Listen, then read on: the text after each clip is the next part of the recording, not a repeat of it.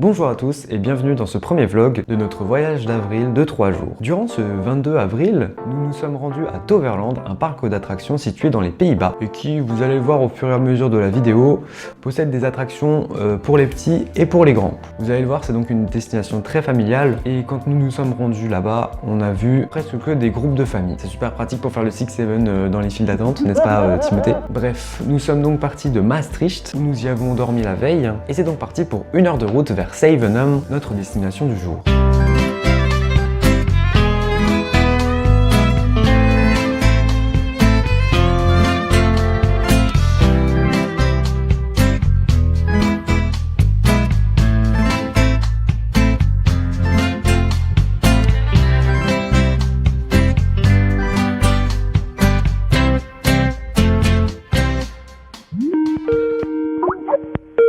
Oui, allô? Oui, bonjour, je suis le directeur du parc. On a une panne générale. Une panne générale? Ouais, une panne générale, ouais. Ah bah oui, il fallait avoir de la chance pour tomber sur le jour de l'année où une panne générale bloque toutes les attractions pendant 1 heure. Ça nous a donc permis de visiter le parc une première fois et de nous rendre compte qu'il existe vraiment deux parties qui sont bien distinctes et complètement différentes. À savoir la zone d'Avalon qui a été ouverte en 2018 et qui est donc récente et vraiment très jolie, bien thématisée, tandis qu'il y a d'autres zones qui sont plus vieilles et donc la théma est peut-être à revoir. C'est notamment le cas des zones intérieures. Il est aussi à noter que l'entrée a été refaite et sur le thème des pirates. Ça reprend vraiment la qualité d'Avalon, qui est un bon point pour Toverland, qui je le rappelle n'a que 25 ans. Bref, et c'est donc à 11h, 1 heure après l'ouverture officielle du parc, que nous allons enfin pouvoir valider notre premier crédit, et celui pour lequel nous sommes venus ce jour. Il s'agit de Maximus Blitzbahn, une luge d'été propulsée, qui a comme constructeur Joseph Wiegand, constructeur qui fait majoritairement des luges d'été. Et si vous avez déjà fait une luge d'été, alors vous savez que au niveau débit, c'est pas le neck le plus ultra, qui débite du 2400 personnes par heure. Hein. Ah non, là on n'est pas sur du Silver Star. Hein. À raison d'une luge toutes les 30 secondes, on fait environ du 300 personnes par heure, donc prévoyez 30 minutes d'attente très facilement. Et cela même si le parc est vide. Hein. Lorsque vous partez de la gare, une petite propulsion vous plongera dans le noir sur quelques mètres avant de sortir et de faire quelques virages. Ces virages sont franchement sympas et si vous mettez les pleins gaz sur tout le parcours, vous avez quand même une sensation de vitesse qui est vraiment sympa. Cependant, comme sur toutes les luges d'été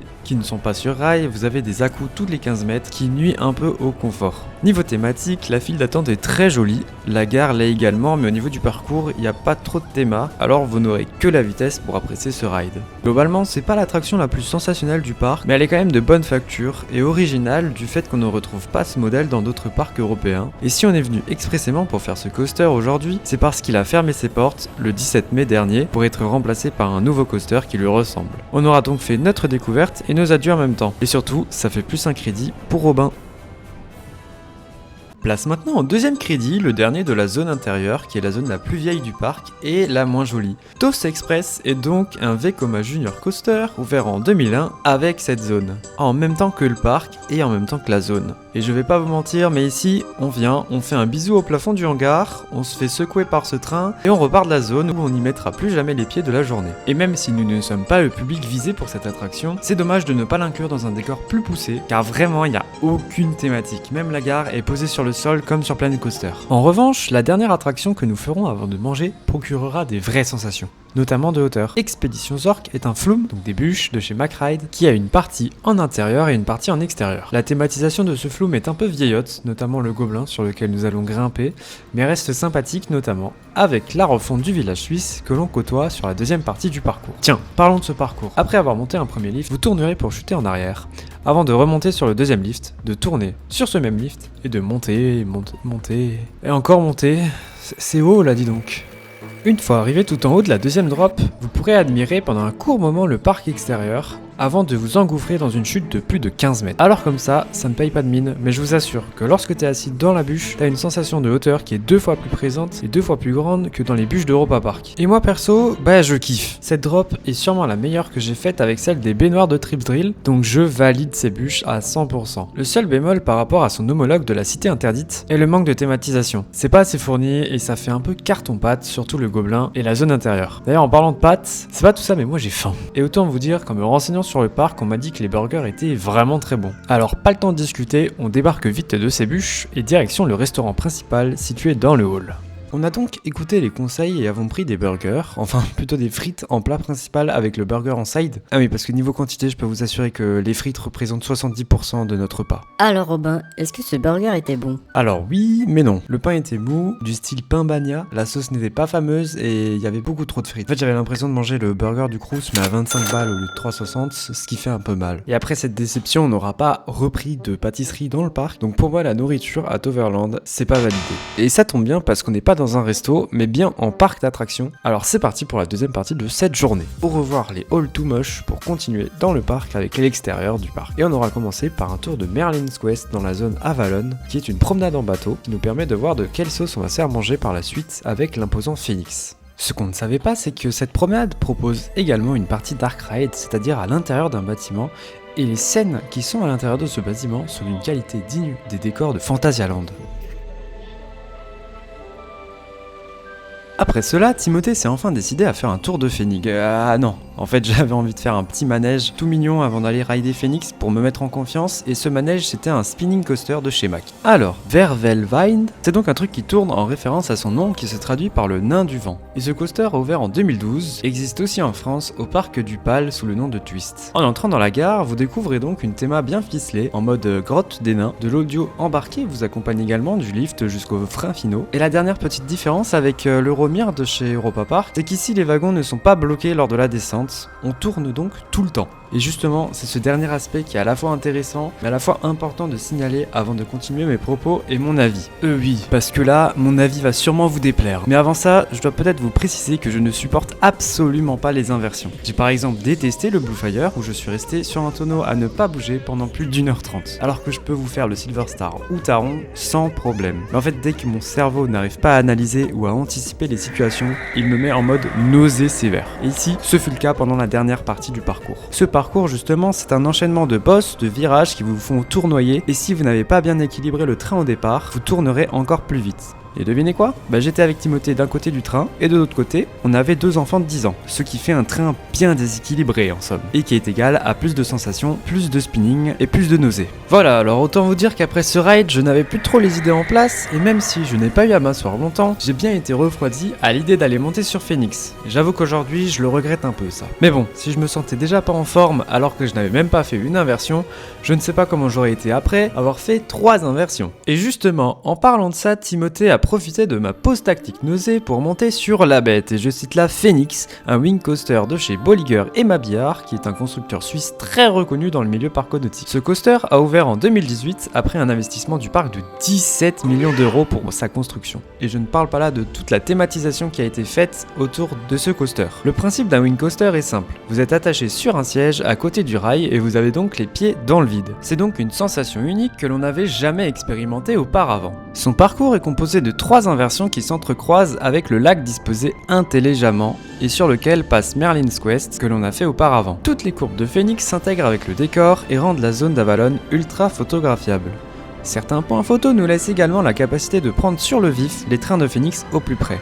Pour parler de l'intensité de Phoenix, les inversions laissent la place au virage à 180 degrés qui tourne autour du Skyfly et celui-ci est très intense. On est plaqué dans notre siège avant d'enchaîner la deuxième inversion et c'est apparemment le morceau le plus intense de Phoenix. Allez, je me suis enfin remis de mon tour de Toupee Beyblade et prêt à continuer parce qu'il nous reste encore 2 coasters à faire, donc on ne traîne pas et on part immédiatement à l'entrée du parc pour faire le plus gros des 2 coasters qui se prénomme Troy. C'est un wooden coaster du constructeur GCI ouvert en 2007. Au niveau de la thématisation, il n'y a pas grand chose à dire si ce n'est qu'un wooden coaster. Même sans la théma, ça reste joli. On notera néanmoins le cheval de Troie présent à l'entrée de la file d'attente du coaster qui, pour la première partie, est plutôt bien joli, bien ombragé mais qui n'a rien à voir avec une file d'attente à la Wodan. Et vu que c'est le même modèle que Wodan, on retrouvera les mêmes sièges que je trouve moins confortables mais qui peuvent s'avérer très petits pour des personnes plus grandes. Et le parcours ?